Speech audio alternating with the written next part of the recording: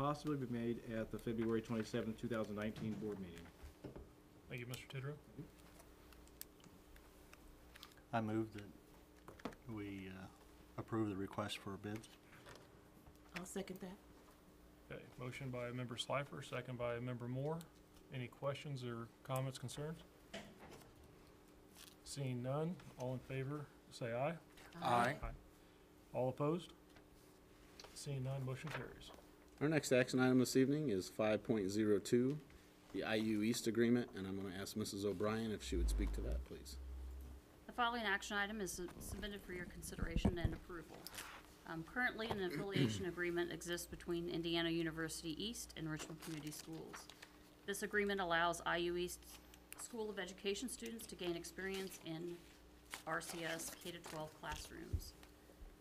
The agreement to extend the affiliation will allow Richmond Community Schools to continue their working relationship with IU East. We review this every 4 years. It's been 4 years, and this letter of agreement is for a period of 4 years beginning January of 2019. I recommend the board approve to continue the affiliation agreement as presented. Thank you, Ms. O'Brien. Yes, sir. I just want the board to understand, while this agreement is for a 4-year term, it has what I refer to as easy out, which otherwise a 4-year term for most contracts, service contracts, would give me a little bit of a heartburn, but either party can terminate this on 30 days' notice. Were we to terminate it, we would have to see to the continuation of the services for those students already enrolled. So Thank you. It's fine. Thanks for the clarification. I'll move to approve. Thank you. Second. Motion by Member Morey, second by Member Stevens. Any questions, comments, concerns? Yes, sir. I have a question, not concerning this agreement per se, but what does a student teacher go through to become a student teacher at RCS, let's say if they're from Ball or another university? Each university has its own criteria of what they look for. Some offer training. What do we or look for? class. What do we ask of a student teacher? During the whole process, or just to become one? To become one. We look at the available placements, depending on the subject area, what teachers we have available. We compare that with the university criteria. Sometimes they want so many years of teaching experience. We look at that kind of thing, and then we look at availability and. I didn't mean to put you on the spot. I was No, just curious. We look at the fit as well. So if it's not a good fit, for us, it really needs to be advantageous for us, for that co-teaching additional person in the classroom, as opposed to taking on one more thing for our teachers. And so we work with them.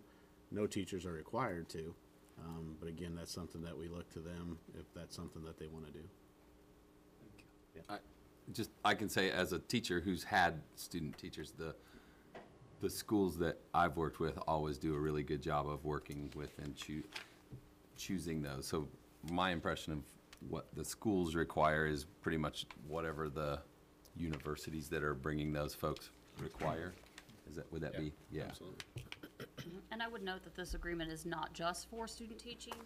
It also covers just even students that need to come in and do observation hours in a classroom, those kind of things. Right, practicums. Practicum, yeah. Thank you. I would also point out that the student or the supervisor has, certificated supervisor has to be either rated highly effective or effective.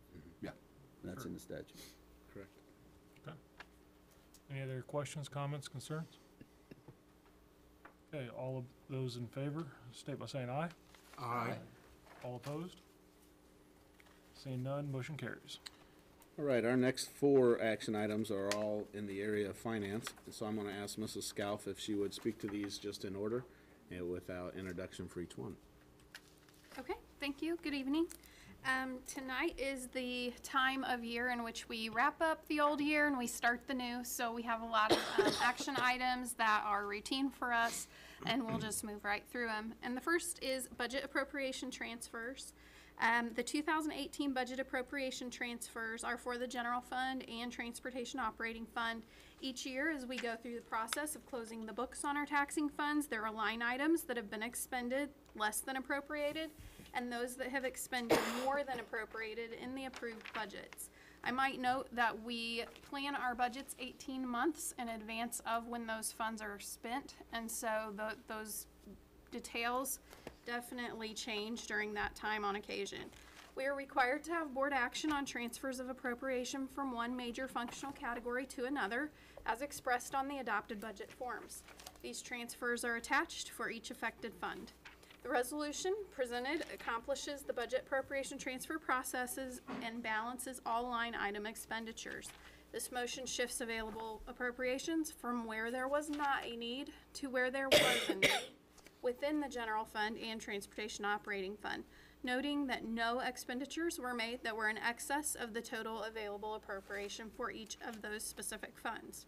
Tonight, it's my recommendation that the school board approve the resolution for the 2018 budget appropriation transfers in the general fund and also in the transportation operating fund as they have been presented. Thank you, Karen. I'd move that we approve the resolution. I'd second. Motion by member Slifer, second by member Maury. Any questions, comments, or concerns? Question, the BAT transfer signature page general fund, it's got 20 gigabytes. Can you change the name of it and put member Maury on that? I cannot do that because it's for 2018. So what we have to do, due to the just timing of everything, I cannot make those changes when this has to be done in the process. So that's done manually with Kim after the meeting's over. So does that mean that Dixie will need to sign it since it's 2018? No, we will manually strike her name and Keith will sign it Okay, as member. It's just not available in the system at the time when this has to be okay, run. thank you. Thank you for the clarification. Any other questions? Seeing none, all in favor, state by saying aye. Aye. All opposed? Motion carries. Okay, our next action item is a resolution for a temporary transfer to a depleted fund. Our cash balance for the pension bond fund is $849,175.40. There is a need for a temporary transfer from the rainy day fund to the pension bond fund of $300,000 to maintain a positive cash position throughout the year. This temporary loan will be repaid by December 31st, 2019. It's my recommendation tonight that the school board approve the request for temporary transfer to the depleted fund. I'll make a motion that we approve that, please. Thank you. Second. Motion by member Moore, second by member Stevens. Any questions, comments, or concerns? Seeing none, all those in favor state by saying aye. Aye. All those opposed? Motion carries. Okay, next, recurring transfers from the education fund to the operations fund. Per IC 20-42.5, we are submitting the attached resolution to grant permission for the corporation treasurer to transfer funds on a monthly basis from the education fund to the operations fund to cover expenditures not allocated to student instruction and learning under this code. Just a note, funds will come from the basic grant funding that we receive on a per pupil basis based on our ADM counts each year. It's my recommendation that the school board approves the resolution to transfer funds from the education fund to the operations fund as it has been presented. I might note one clarification, and that is that as we had discussed late last year, flexibility was key in this resolution, and we needed to be able to watch month to month what those expenses were going to be. So this resolution was prepared with that thought in mind. However, please note that your monthly financial reports will now reflect the monthly transaction for each transfer. So you will always be able to go back to that month and find out how much that was, to be exact. All right. Thank you. I move that we approve the resolution for transfers. I'll second that. Motion by member Slifer, second by member Moore. Any questions, comments, or concerns? I would say that we now know, we had a work session on this about how she was going to do it, so now we know. Absolutely. Any other comments? Seeing none. All those in favor, state by saying aye. Aye. All those opposed? Motion carries. Okay, and my final action item for now is the monthly donations. And this month, we at RCS have been overwhelmed. And that's all I can say with the amount of donations that have come in for our students, for our teachers, for our staff, for everyone. And so thank you does not begin to say how we're feeling. But not everything is listed on this. We've received so much more. But we all have felt the same way, even down to our food service workers and our custodians. And so,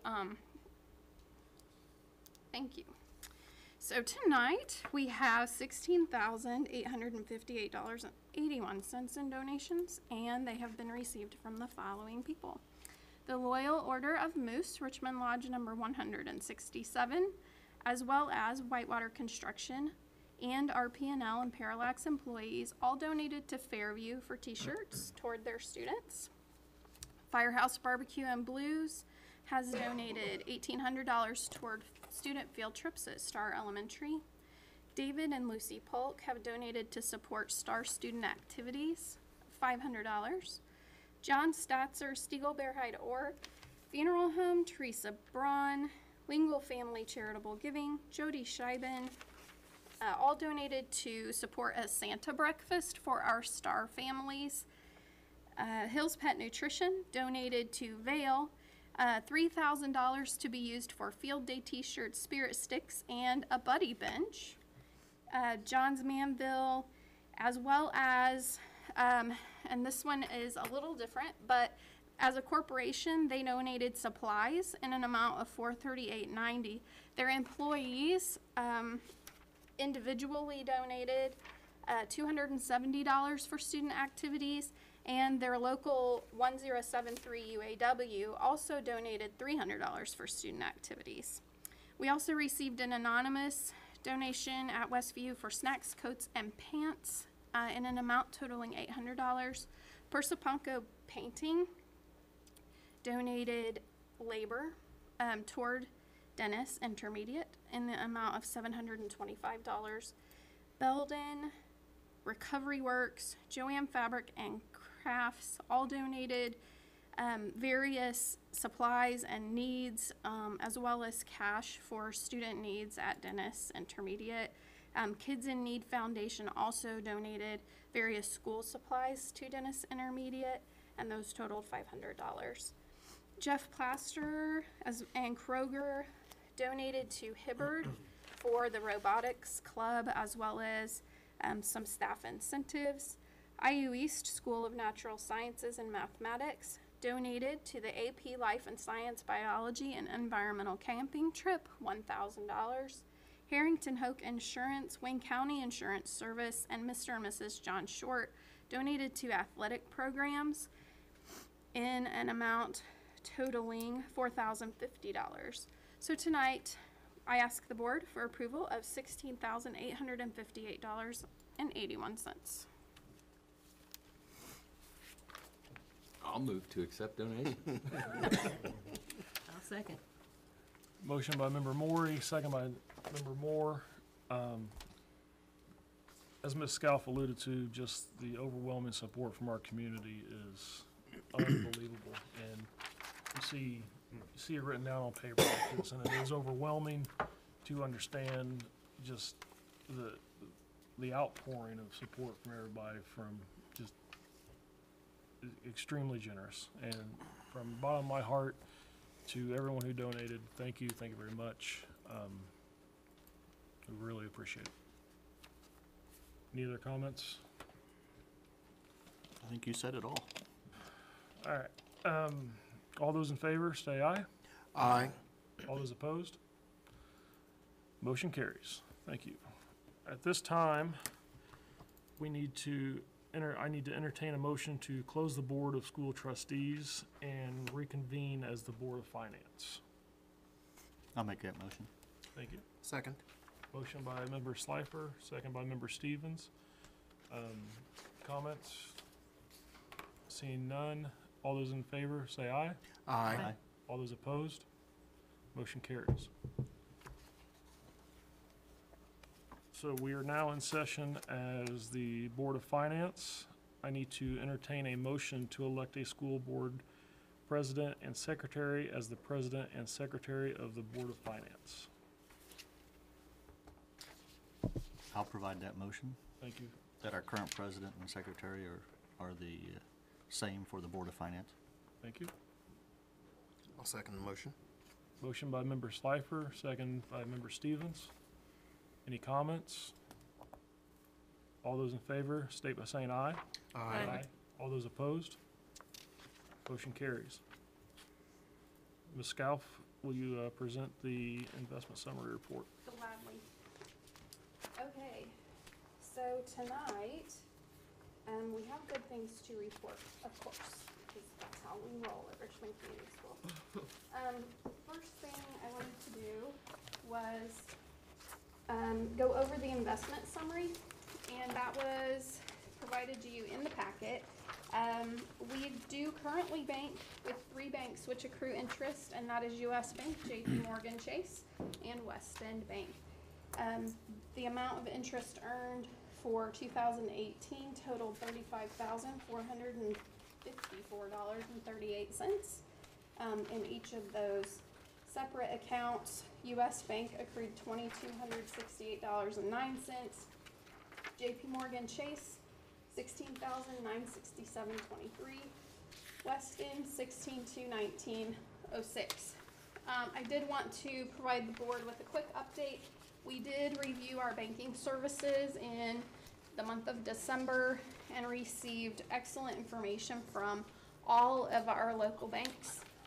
We are going to make a few changes with investment in mind, and as well as looking at fees for current services. So we will make a few changes in that. We should see better interest next year. We also, in the month of December, moved funds over to Trust Indiana for savings, and we are already seeing really good dividends from that. So we have already, in just a month and a half, accrued more interest than the highest number on this sheet per bank. So I'm very happy with that, and I'll provide you with updates each month probably on that, so that we can keep that in the forefront, and that should help us with budgets as things sometimes grow tight. So moving along, I'm just going to go ahead and move into the finance report. And this report, I will tell you, was a little challenging this year because we have to think about the fact that we're moving out with the old and we're going to move in with the new, and everything is new for all of us. So I've had to rethink a lot of things in my office, and a lot of my staff are feeling unfamiliar and just trying to get to know the new norms. So as we go through this, we'll talk about that, but my word of the day is new, so just keep that in mind. So I've got a couple quotes in here, probably for a little bit for my own sanity, but also just so that we can kind of see how it's been trending since we've been going along. And Nelson Mandela says it always seems impossible until it's done. And for those who have had to tackle this monster, that's exactly how it felt. So we'll take one last look at 2018. Under the old fund structure, we have general fund, debt service fund, pension bond, capital projects, transportation, and bus replacement fund, as well as the rainy day fund. You can see our start balance and ending balance, as well as the annual difference. So we did accrue some cash reserves in a few of our funds, and we also had to use some cash reserves in others. Those were all things that we knew going into this year and that we had discussed as a board throughout the year. To provide you with a little bit of extra information, I thought it might be nice as we're moving into a new norm that we look at what have we been doing. And this is utilities and insurance.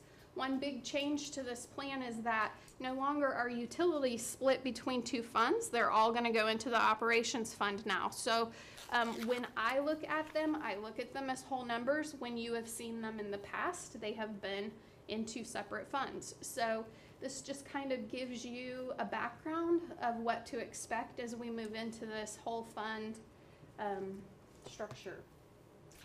One little note on this, you will see a huge jump in insurance, and this includes our property casualty, our workers' compensation, our auto insurance, all of those things that are blanket coverage for the corporation. So one big thing to note, in 2014, moving into 15, we saw a huge jump in insurance, and that was attributed to workers' compensation. That was something we did talk about at the board level. We have made extremely thorough efforts to contain that, and I think that you will see that in the fact that our insurance premiums have not drastically increased again past that point. I will tell you, it's not down, so that's not helping us any, but it's contained and not currently increasing. This is a quick salary analysis for you, provide you some overall totals. I thought it would be best just to look at the teacher and substitute salaries and then all other staff, because when we look at what's coming, the majority of that is going to be broken out into those two funds. So teacher salaries, substitute salaries are going to be 100% into the education fund. The other staff salaries are going to be a little bit divvied out. If you've got coaches, they're going to be in education. If you've got paraprofessionals, they're going to be in education. If you've got my office staff, it's going to be in operations. So it just gives you that baseline to kind of see what we've been doing and what we've been trending. One thing to note, as I'm looking at things and planning, the piece that I'm finding most difficult to continue with identical replication is what we know as the income and expense analysis, because so much of it is being broken out. I provided you with this so that you have that baseline now, because this is going to have to change. And I'm hoping to keep it, the data similar, but I'm hoping to make it easier to read for you. But this is going to be important for you to just kind of have, should you need to refer until we get a year in and have some data year over year. Would it, I'm sorry to interrupt, because I was curious about how they break other staff out, like counselors. Right. So the way that I am taking liberties, and I'm going to call them liberties because nothing's been audited yet. So we've been provided guidance. We've been given directives from the state that are account number structure directives. If it touches a classroom, I'm keeping it in education because it has to be there to fund that classroom. Counselors are part of the account number structure that's like a teacher. They have to have it in the school. Basically, when Dr. Terrell and I sat down and said, all right, where are we going to go with this and what method are we going to use?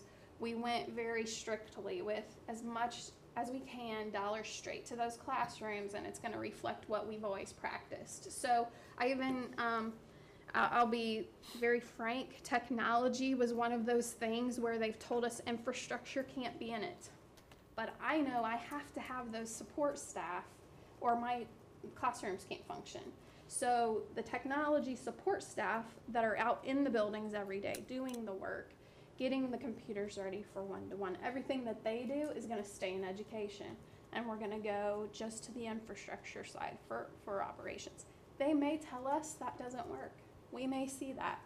But there's little that says it can't if it's in the classroom. So the state hasn't given you any specific guidelines? They have given me specific account numbers. So and those account numbers are very direct. So if it falls in certain account numbers, it has to go one way or the other. If it qualifies as both, technology and is an example, it can be in both.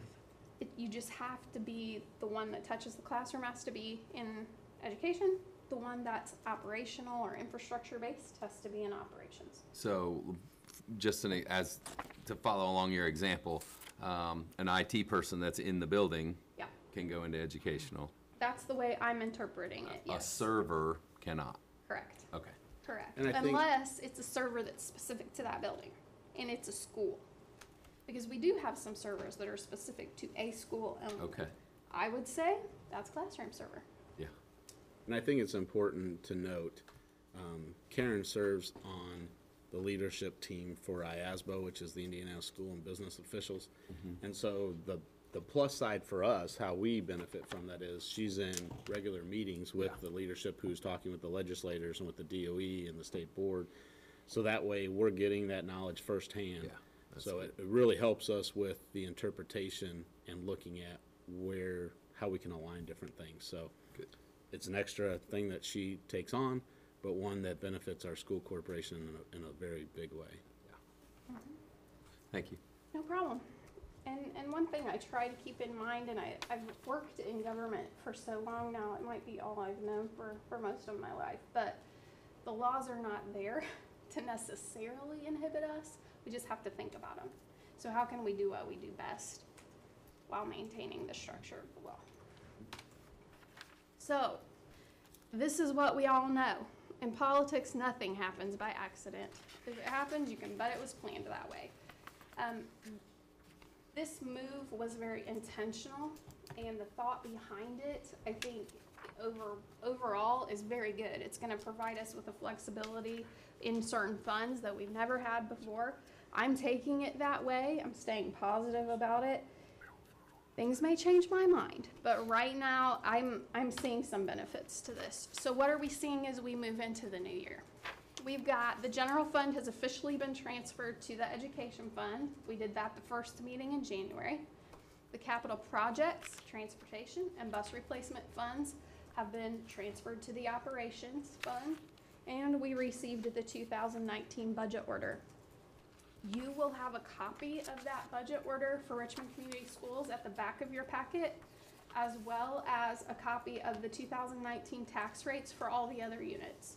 It's a good thing to have, it's a nice thing to see, and we'll talk about a little bit more of that in just a minute. So we've got new tax rates. These are reflective of the change in the legislation. So the education fund does not have a tax rate because it is ADM funded. There's a few other little bits that get to go into that, but that's far more limited now. So there's no rate on that. It's also not affected by assessed value. So those are strictly appropriation numbers based on our estimated revenues. The Department of Local Government Finance uses the DOE approximate ADM that they kind of give a baseline that we have on our trends, and they'll set that appropriation based on that. The debt service fund is appropriated based solely on our payments. It does get affected by one area of the circuit breaker credit, and you will see that in that table, as well as the rate. Pension bond is the same way. That is a levy neutral fund for those of you who are fairly new to budgets, because we do have quite a few of you. This is the piece that once that bond is paid off, gets to go back into operations under capital projects, and we'll get back to our max levy in capital projects area. That rate is there as well. The operations fund, because pension bond is levy neutral, it has to take 100% of circuit breaker credits. And what that means is not that it's a credit to us, it means that funds automatically are taken away because it's a credit to the taxpayer. So they will give us an appropriation of 17,209,208. I know 2.611 million comes off the top. We can't spend it. And then our rate is left because we're not going to collect those funds. Some things to note: 2019 total tax rate compared to 2018 tax rate, significantly different? No, that's the way we do business. We always hover around 65, 66% when possible. 2019 assessed value is 1,441,000,000. You will see that that trended up this year. That's a good thing. Should mean circuit breakers go down. However, what you see by that estimate is that is not in fact what is happening. So last year, the DLGF estimates came in almost spot on. I'm hoping they don't, but I really doubt that they're gonna change too much. So just notice that we have about a $600,000+ issue right here. Hang on to your hat with that. We've got stuff coming that are gonna walk you through what the result of this is. Before you go forward, can you just go back again and explain what other factors can increase that circuit breaker loss? Yeah. So circuit breaker estimates are deemed around the July 1 mark by Department of Local Government Finance. When taxes, and I'm going to go back to my old land where I lived for a long time, taxes are calculated April 1st on something called the county abstract. That is where everything is officially pulled in, calculated, and moved over to tax bills. That is when we learn exactly how much the actual breaker is going to be. That 18 number was actual breakers. The estimate was 1.8. I'm just saying. The triggers that change that are refunds made by assessed value changes. Increases to assessed value can lower it. Those don't happen very often. I think Mr. Cross can attest to that sometimes, but just not terribly often do you go up. You're usually asking for assessments to go down. Market value trends in real estate will drive those for your next year because taxes are in arrears. So that will change. It will also change the assessed value. So when they're estimating, they're utilizing things that they see, but it can also be other tax rates. So we have I would say, almost a mission to make sure that our tax rate doesn't change year over year, that we stay within the same parameters as we have for a while. Whether that's good, bad, or ugly, it's what we do. One thing to note, not everybody does that, and not everybody has to do that. So if your rate goes up and your AV goes down, you can bet your circuit breaker's going up if your total unit rate goes up. And that's why I provided you with those unit rates across the county. And it does not mean just in the city of Richmond. So the other fact to this is, if a small town takes on a building project, an example might be a library or something like that, that debt is now debt for everybody. And it has to be 100% funded before anything else. So that could also add to your circuit breakers. Thank you. Ron? One thing that's out there that you need to be aware of, I think the superintendent's aware of, and Karen is an opinion came down last month from the tax court that has potentially significant ramifications if it is upheld, because it is being petitioned to transfer to the Indiana Supreme Court, and amicus curiae are jumping in from the Association of Cities and Towns, from the Indiana Municipal Lawyers Association, what have you, essentially holding that sanitary district fees, which we always considered user fees, are in fact taxes, and ad valorem taxes, which would be real estate type taxes, which would then enter into the mix to calculate the total tax amount you're allowed to achieve your maximum levy. And that could have, well, I can't even begin to apprehend the magnitude of the impact, but it's obviously quite significant.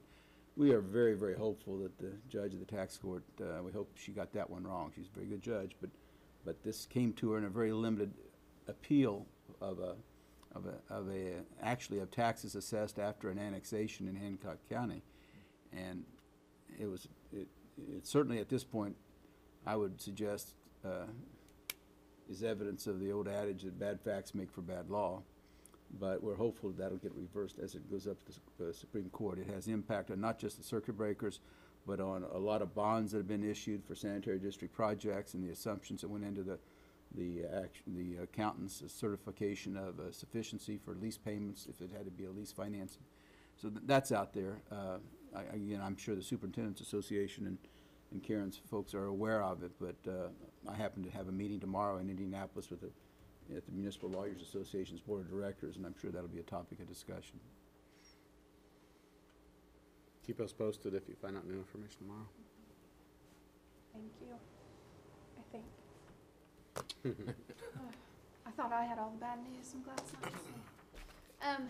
All right, so we're gonna move into just some overall themes in our funds.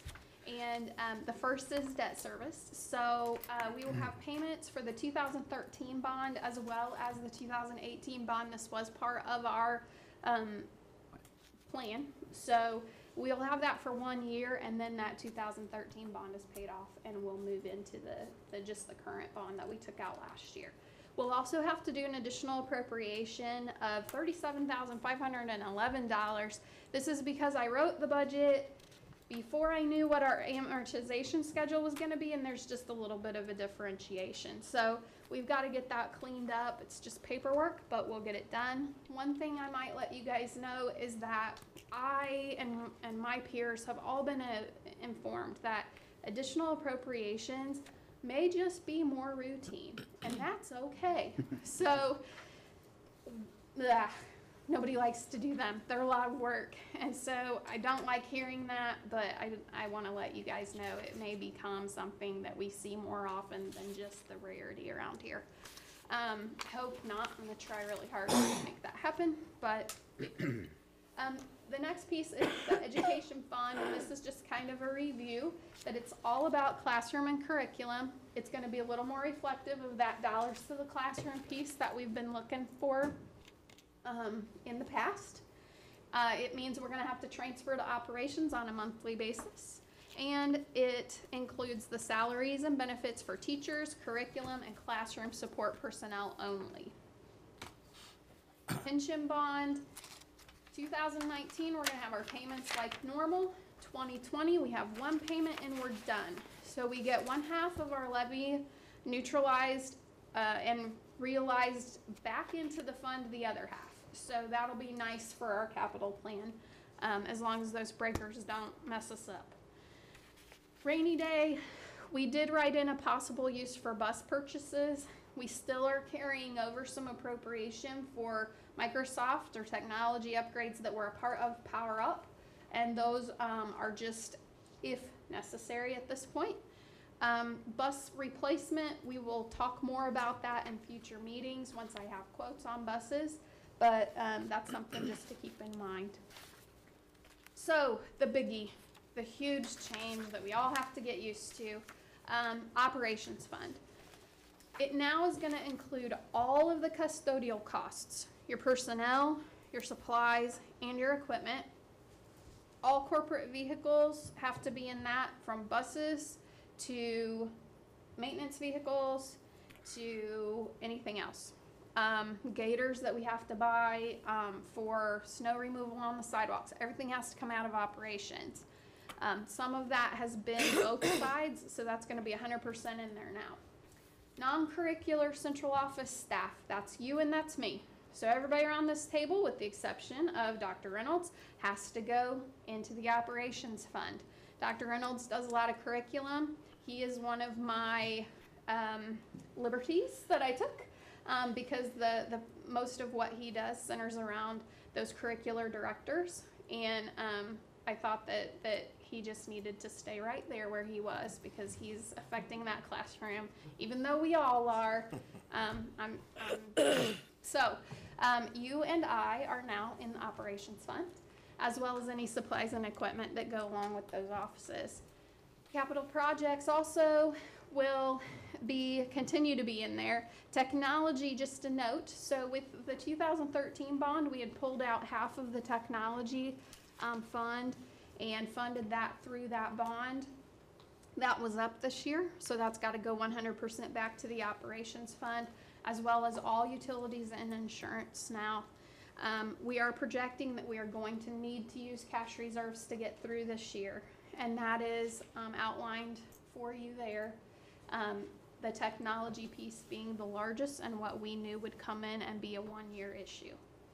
Bus replacement, we will replace 5 buses this year. We will have 4 yellows and 1 white with a wheelchair lift. So we'll have more talk on that once I get a good quote, and we've got a couple of options. We could use cash balance that is in the operations fund now, or rainy day. We have the possibility and the applicable appropriation, I believe, to do both or either. Transportation, we will have our annual contract costs as well as any excess trip costs in the contract. We do have some of that right now, and that is probably going to be around for a little while. Some new norms for you.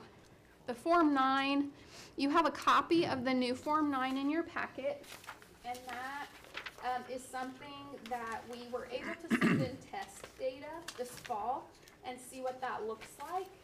That that report actually is going to be public, and the DOE has made every effort to let us know that they are going to try to get that out to our public and our stakeholders each spring and each fall with regularity. It does break all of our costs down to a per pupil basis. That has had to change a few areas of the budget this year for our buildings. They're going to have to get used to some new things that they weren't used to either, as we all are. But that's just something that you can see. One thing to note as you look at this report, and one of the examples of this that you don't really think about until it's pointed out to you, is down at the bottom they have some areas that are different than what is considered classroom, like food service, and you may see drastic differences between some buildings. If there are positions that remain open for extended periods of time, that will drive a change for 1 year, and then they'll get filled, and the next year may be really even again. So we at the district level have to be very aware, and we always are, but when this report comes out, we're having to make notes and let the buildings know, look, this is what those differences are. Because if the public should ask, hey, why is my school looking so much lower than this school? It may have been that they had a position open for a month that the other one didn't, or maybe they had 4 positions open. It just depends on the time of year and the staffing. So that's just one of the big things that kind of fluctuates a lot that we noticed can cause some of that trend change. This is test data, so it's not the final, but it is what it's what we do. So I felt really good about it. I think it looks pretty good. The goal in this is to be able to see at a very easy level when we compare title schools to non-title schools. What does that look like? Are the title schools, in fact, getting more benefit than the non-title schools? Because in theory, if you're a title school, you need more support behind you to make things happen in that school. And that really has been part of the driver in this, and it's a part of that Every Student Succeeds Act. So this was where we're moving when you approved the Form 9 tonight. Those forms aren't going to change. Those are the transmittals that I send in, and it's produced onto this. So if you have questions about it, feel free to stop by or call me. It's interesting, and I'll try to send them out in updates as soon as they're posted so you guys get them quick too. All right. The next thing. Can I ask a Yeah. question about that? So the first band going across is, you said it was per student. Yeah. Is that correct? It's pretty much most of it is. In one of the columns, it breaks it. So the grays at the end is the student totals, the per student totals. So yeah, so it adds everything up and keeps running totals, and then the total per pupil expenditures at the very end in the dark gray. That's your end result per pupil. So but it's breaking out, this is how much Right. we spent federal, state, Yeah, local. for each of the different sections. Okay. Yeah. All right, go ahead. And then the second one is per building, correct?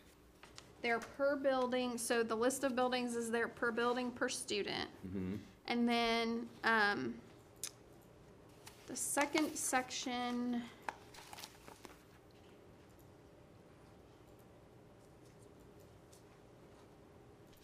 is, oh gosh, I knew this. They're separate, like one is a cum total and one is a 6-month total, I think. Okay. I'll have to get more information on that. They've cleaned it up and changed it a couple times since this, so I just need to do that, but, I wanna say it's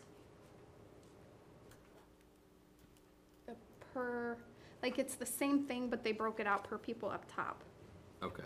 So Yeah, it's the so it totals would be and like then the total number of students Yeah. combined. Yeah, Yeah. that's what I was, And these are that's what I based- thought it was. I yeah. just want to make sure. So these are based on ADM, and the ADM and the, what we call the ME, or it might be called something else now, that Mr. Titterow's office, you have to file a student enrollment count and an ADM, and they have to match. They're verifying that they match, and then they use that number here. So everything is like cross-checked a million times and all that. And I think one thing that, to draw your attention to, as you notice with the instructional cost, that there's a fluctuation between buildings. A lot of that has to do with the age of teachers as well within those buildings. So just keep that in mind as you're looking at it. It's not a perfect science where everybody's gonna be the exact same average, because we have teachers of all different levels of experience within the buildings. Right, so for instance, if you have one school that's a lot of early starting teachers, that per student cost is gonna be lower because they haven't built up their salary range. Okay, that makes sense. John? Thank you. How do we track CYS and Hibbard? The state doesn't count them as schools, so they go back to their home buildings, So, their neighborhood buildings, wherever they would report to So their is- neighborhoods. is the cost of those buildings divided by It is the number done, of students? and it's then done that by cost? percentage so that it's even. I had to manually calculate all that, and then you break it down. She looked thrilled about that. It took a little bit of time. blast. Is Hibbard broke down 3 ways then? Life skills, early college? No, logos? because it doesn't matter. It's wherever the student originates in their neighborhood. If they were not in one of those programs, where would they go to school? Could be That's where broke they down go. 9 ways, Yeah, depending on what school they go back to. right. What program? If it's a middle school, it's a dentist or test. If it's elementary, it could be one of the 6 elementaries. So, I apologize, but so a student at early college,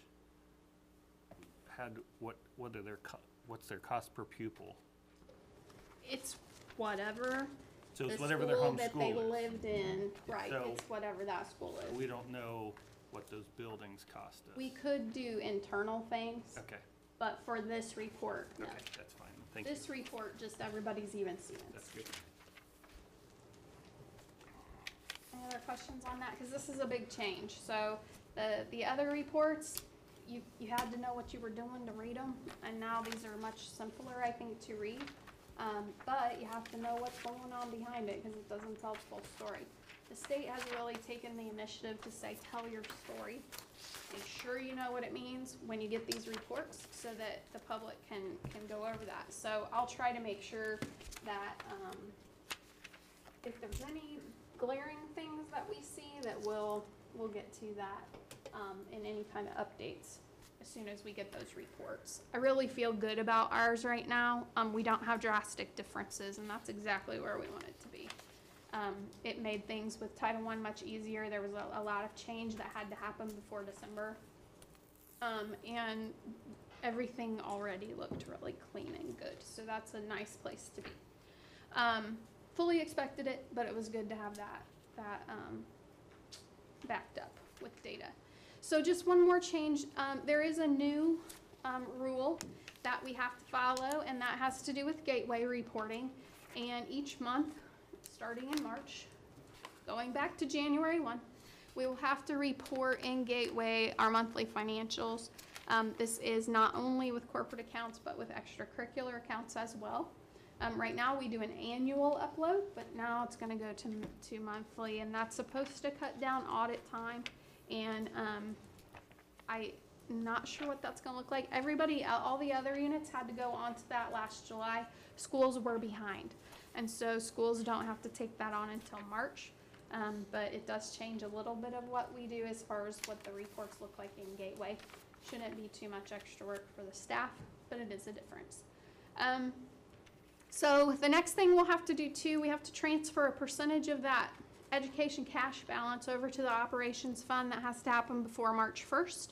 And that is because a portion of those expenses went over to operations. So the state said, look, we know if you have a cash reserve, it doesn't have to stay in that fund.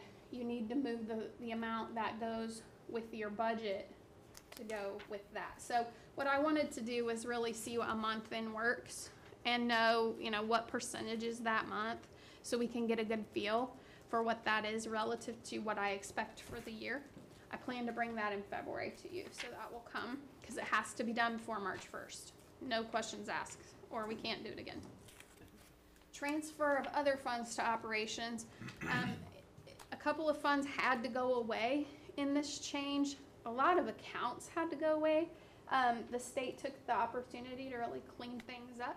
And so a lot of things that we had been using that weren't state mandated anymore had to go away. They don't exist anymore. So one thing, for those of you that have been around a while, we used to do what we call SIT, staff development, or school improvement, something or another. The whole numbering structure for that said, we're done. We're not doing it anymore. So I had to shift those funds. And didn't mean anything went away. It just isn't in that account number anymore. The BEAR fund, which is where we get our E-rate ins and outs, as well as the connectivity grant provided by the state, absorbed into the operations fund, and that will all happen on a transfer to you as well, probably next month. Now, like I said earlier, additional appropriations are going to be a new normal. Whether we like it or not, I think that they have determined that's the way they want to go. Capital projects, amendments to the plan no longer have to be advertised and done all that, but I do have to post them on our website, and I have to upload them into Gateway. So we have to acknowledge everything, we have to run it through the board, we have to get the approval to amend, but there's some definite streamlining on the state side of things in order to make that happen, as long as it does not affect the total appropriations. So that is a change. Before, there was this huge process. You had to amend the plan, advertise the new plan, have a public hearing, all this stuff. Now we can amend the plan, we can pass it, we can post it to the website, and then we move on, as long as it is funding neutral. So, for kicks and giggles, because I needed it after I've done all this, just to note that every reform movement has a lunatic fringe, from Theodore Roosevelt. And that's just something that I have to keep in mind as we're moving through all these changes. What's coming? What have they not thought of? What does somebody think we might want to see? Is it going to be okay? Is it going to be something a little extra that we haven't thought about?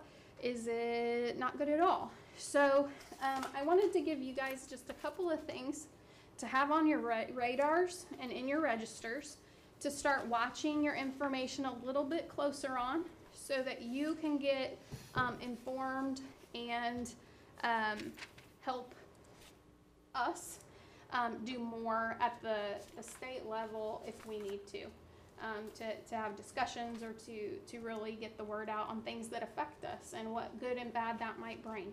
So just one big one is fiscal indicators. Surely you have heard of them by now, I hope. Yes, no? If you have not, there is a movement by the state legislator to provide fiscal indicators for schools. Right now, it's just schools that will grade schools based on their finances and their overall environment. And what I can tell you, and Mr. Terrell and Mr. Cross can probably attest to this more so, this conversation was imperative when we took our bond on our total package. It wasn't just what do you see on paper, because on paper things might not look so good. We're getting eaten up by circuit breakers, or we're getting this, or we're getting that. Our ADMs aren't going up every year. They're kind of lagging. That paper doesn't say a whole lot of positive until you look at all the background of that paper. How many cuts have you made? Are you putting cash balance to your funds every year? What is it that's happening that make these indicators positive versus negative? So I have had some conversation with a couple of people that I know on the team that determined what these indicators are. They made huge progress. I will just say huge progress on those. And they look much better than what the initial thought was going to be. So kudos to everybody on that team. But this is something that when you see those come out, we have to do a really good job of saying all the good things that we're doing, all the things that show that it's not a grade, it's more than that. And so just keep that on your register, think about it, do some looking at things. Also, the Form 9's changed. We've talked about that. I won't review that. As well as legislation. Just keep abreast of what's coming. There's some talk right now that could be a little hard for all of us, and just keep that in your thoughts, and ask questions, get to know the realities behind those ideas, and do what you can with people that you know. Any questions? Mr. Slayer? Thank you for your report. Originally, when we were going into, several months ago when we started the conversations, we were looking at 16 to 17% rough numbers from our general fund being transferred to our operations fund. Yep. And we've all seen the legislation where someone come up with this 15% number they want to push through. Are we still in that range? Or where are we at? We're still in the 16 to 17.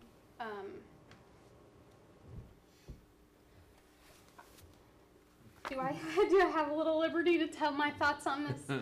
Yes. Okay. There are some things that concern me about saying it's 15 that maybe might not be as pertinent to us now as they might be 2 years from now. And that is when you're going to cap it, the pieces that fall into place in the operations fund might be uncontrollable. Utilities. We can't control utilities. Insurance. A lot of it is market driven. The cost to replace equipment, to do building maintenance, all of that is market driven, and this is a fund in which if we have a cap, where's that going to come from? Because, you know, if interest rates go well, it might not be a problem sometimes, but if it isn't, and if we get back to where you're getting nothing, well, there's that extra income coming from that. So where does it come from? Schools have a very limited ability to make money, and I use that term a little loosely because we're not here to make money. We're here to educate kids. And so I don't like to hear that where they're gonna tighten that belt so much that we can't function. The other part of it is we have staff in there, and if it gets really tight, what happens when you cannot give the people that are here sometimes 24/7, and you may not realize that, but we've got a maintenance crew that works far more than 5 days a week, 8 hours a day. And so custodial staff is the same way. So we've got people that if you tighten it to a specific amount that's driven by an ADM that might go down, what do you do then? Well, that actually leads right into one of my next questions, because as there's talk about the governor wanting to push raises directly to, I think he's talking more teacher salaries than he is staff salaries. But if you're going to be capped and you have a shortfall and you can't transfer, I mean, and he drives it strictly to the educational fund, then how are we gonna fund raises if we got a cap for the people in the operational fund? So let me speak to that. So one of the things that I want to remind everybody first is realize, of course, we're early on in the legislative session. And so a lot of things are thrown up against the wall to see if they stick, to see what responses are within. We're probably 3, maybe 4 weeks away from where we start to see the legislation that's going to come out, where we really need to then begin to voice opinions and push what we're coming from. To Jeff's point, you're absolutely correct. The problem with the 85-15 is, as Karen mentioned, well, there's a lot of things we have no control over that are going to impact those numbers. But some of the bigger concerns is just theoretically, when we went to this new funding formula, we have no data yet to even look at to know if that 85 is even somewhat reasonable. The other part of that is that 85-15 thing, that's not going to provide any new dollars for teacher raises. And while there's no teeth to it, they say, well, you may have to go before a board. Well, what board is that? Is that the State Board of Education? Is it the Department of Ed? If they were to do something like that, I would suggest it's the ones who measure the fiscal indicators to decide what schools are going to, because they're the ones who understand where we're coming from. And I'm not saying that that's going to happen or it's not going to happen. I think we're a long way before we see what the impacts of that are going to be. But again, this going to this different financing system was all about local control. And it's interesting that all of a sudden, when they talked about doing teacher raises and then they felt like the teachers kind of backed off and maybe it wasn't, they let that one slide. As soon as they started to see the teachers were getting riled up again, they come back with this with no additional dollars.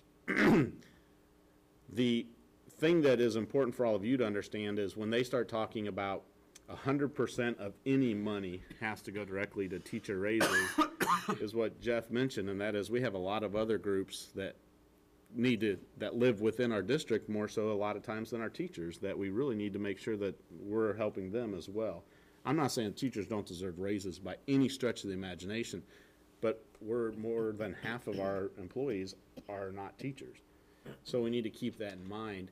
And we just need, as we continue to move forward in those areas, we need to continue to look at what, if we lock in to giving everybody raises, which would be great, but then in 2 years, 3 years down the road, what's the impact of insurance rates? What's the impact that, and so there's all these other things that factor into that. So to step up and say, we agree that 100% will go to teacher raises, that's pretty tough pill to swallow without being able to foresee the future and know what's going to happen. But aren't they asking for us to meet with the legislators now to let us know, or let them know what we think and feel? And, I mean, that's why.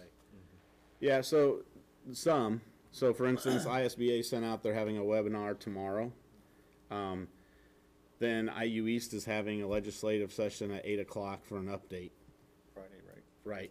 What I would say with those is, what I'm encouraging you to do, obviously you can say whatever you want to your legislators whenever you want to. I'm encouraging you to talk in broad terms rather than specifics right now. Once we see what the final language is going to be, that's when we can really get into the specifics of, we're at 16 to 17%. It's not going to work for us. I don't even think we go to that point yet. I think we talk about the other things first, about let's get a year's worth of data. What happened to local control? Those issues before we get into really nailing well, there's no way we can make 15%. Well, because that was some of my concern as I was listening to Karen talking about how she took the account numbers and she's decided, Dr. Reynolds is going to be here. I mean, that number becomes a movable point. So. Yeah, and it sounds good to say you want to put money into the classroom, but do you want to not have your kids wash your hands because you don't have enough money to give them paper towels or clean their restrooms? I mean, that's not the classroom, but they're not going to hold it for 6.5 hours. So there's all kinds of stuff in there that it's transportation. Yeah. You start looking at it. Mental health services, support services for our That was kids. why I asked the Those are question about cute. So- counselors and things. And part of the because- problem is the 85-15 thing looks a whole lot different if you're in an urban district as opposed to a rural district, as opposed to a suburban district. And again, that's where I think, rather than attack those other types of districts, that's where we have to talk in those general broad terms about why it's not good for education without getting you're just going after urban schools. Right. Yeah. There'll be a point where we zero in on the direct impact for us and have those very direct conversations with Senator Rotz and Representative Barrett. We're just not at that point yet. Two more questions.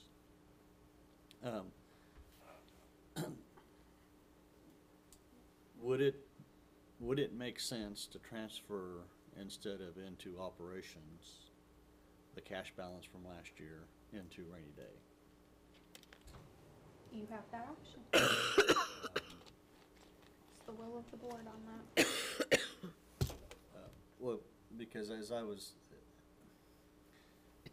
trying to track the I look at percentages. I mean, that's, I'm off 2 or 3% from last year. It's a lot different than I'm off 17 or 18%.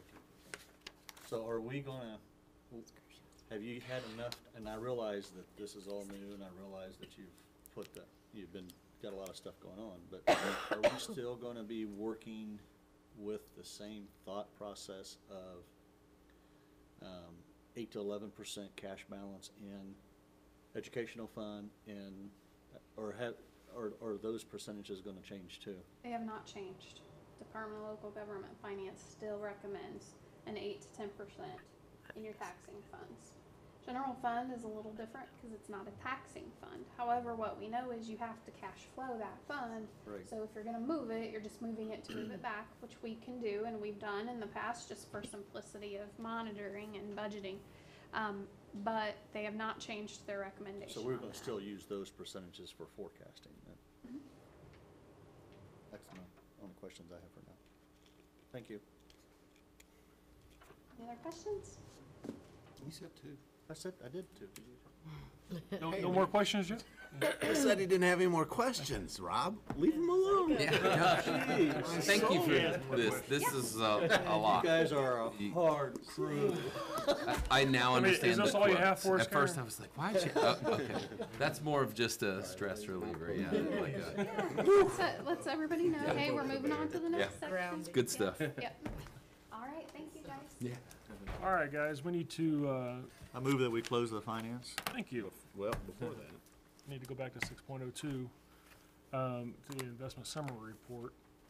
We need to approve, I need to have a motion to approve the investment summary report. I got ahead of the game, didn't I? Yep. But we skipped it. I move to, Go ahead. I move to approve the investment summary report as presented.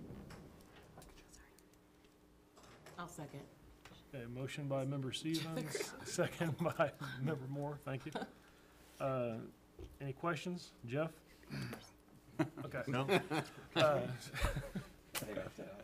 all in favor of approving the motion, say aye. Aye. All opposed, say nay. Motion carries. Now I would Now gladly I make the entertain. motion to close the Board of Finance. I'll So second. moved. Oh, second. I'll second. Member Moore. Okay, motion by member Slifer, second by member Maury. Any questions or comments? Seeing none, all those in favor of closing the Board of Finance, say by saying aye. Aye. All opposed? Seeing none, the Board of Finance is now closed. And do I need to have a motion to reconvene? It's all the same motion. Okay. We are still now back in session of the regular business meeting. And we are moving on to old reports and old business. We don't have anything this evening. Okay. Preview for upcoming meetings and events. So upcoming meetings, want to remind everybody, we have 3 weeks between this meeting and our next board meeting. So our agenda meeting will be Monday, February 4th, and our next board meeting will be February 13th. As I already mentioned, we have Friday at 8 a.m. at IU East, we have a legislative update. And I believe both Rotts and Barrett will be there. So encourage you if you have time. And that's in Whitewater Hall out there. So I'm sure Dixie will be there. I'm sure she will. Okay, so you got February 4th as our exec board meeting? Yep. At 4 p.m. again. Please.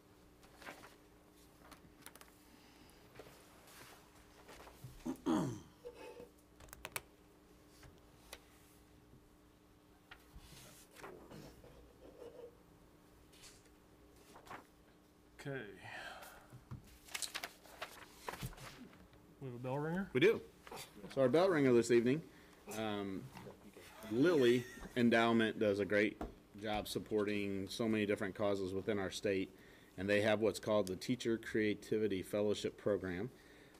And this year we had several teachers who applied for it, and one who was selected as a recipient, Laura Arndt, will receive a $12,000 grant to support her project of personal and professional fulfilling activities, traditional crafts and music of the British Isles. She will learn to knit Shetland lace and Fair Isle sweaters, and you can't make this stuff up. Explore traditional music and folk dance in Scotland and Ireland. Oh, that's cool. Again, Will there be river dancing? you know, Probably. I She goes to don't a know. pub. I do not know, but we congratulate her. We asked for a full report when she gets back, and hopefully there'll be video and pictures. I'm thinking demonstration right here, river dance. So we can do that. Dr. Reynolds, can you facilitate that? Yep, I facilitate. Alrighty. So should have gone for about 6 weeks. That's Yeah. so cool. Any other comments, concerns, for the betterment of the board? All right, we are adjourned.